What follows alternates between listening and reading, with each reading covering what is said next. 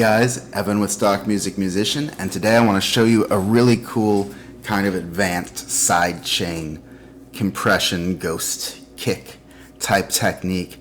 I made a whole series of like an hour worth of videos on sidechain compression in Reason, and it actually didn't include this technique. So you can check that out here and here. There's a couple of videos there, and despite that, I didn't cover this cool technique, which is basically taking the ghost kick drum technique, which I talk about in the second of those videos, I believe, and applying it in an even more creative way.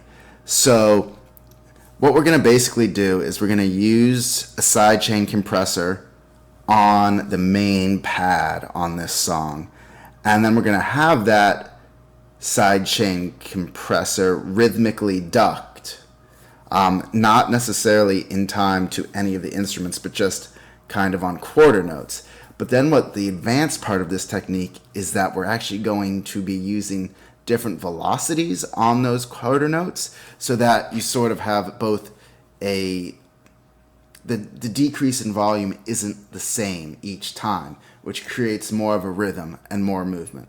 So I'm about to show you how to do that, but if you haven't yet, take a moment to like and subscribe to this video and leave a comment if you've got any other cool uses for sidechain compression.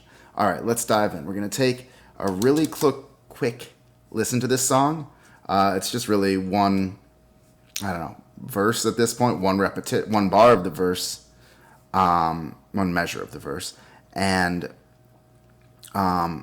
it hasn't been mixed or mastered. I'm probably not even done recording it yet, but I just want you to first listen to the sort of pad in the context of the mix. It probably won't jump out at you right away, but then we'll drill into it. All right.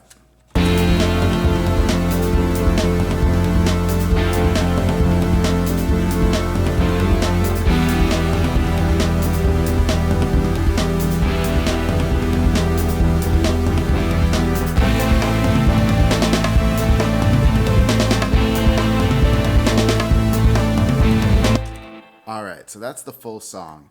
Now, what I want you to listen to is this, or not the full song, but that's part of the full song that I have mostly done most of the work on. So what I did was I took Native Instruments Massive and I sort of came up with this chord progression, and then I bounced it because sometimes you want to resample things and get a different sound. And I made a video on that. Up there you can see the link and why resampling is really where it's at, especially for pads. I haven't fully dialed in the tone here, but let's listen to just the bounce pads, and this is with the sidechain compression on.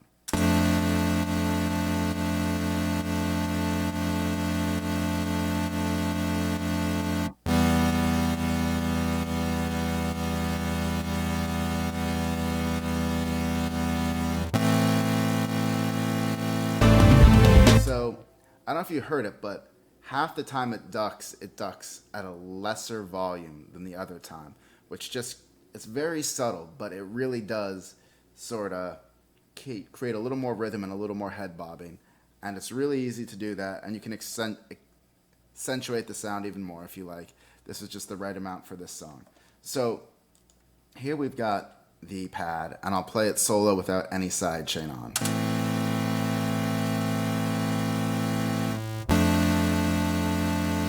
Boring, not much movement.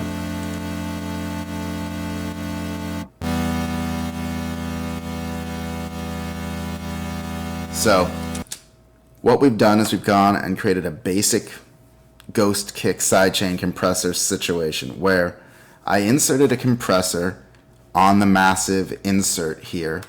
The output of the massive is going into the compressor, and the output of the compressor is going back into the massive channel.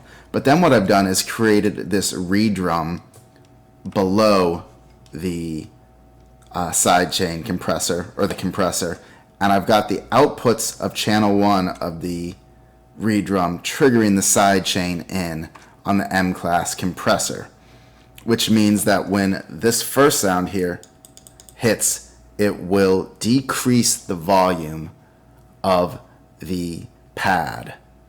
And the amount it decreases and how it decreases the volume is largely influenced by the settings of the compressor, but it is also influenced by the velocity of the kick drum or of the triggering sound.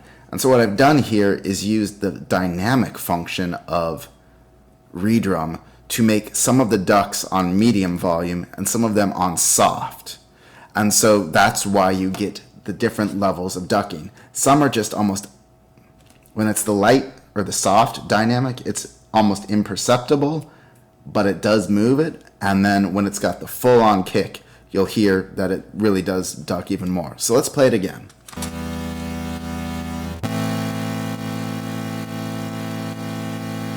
All right, so now let's just listen to that, what it would sound like if they were all the same medium level.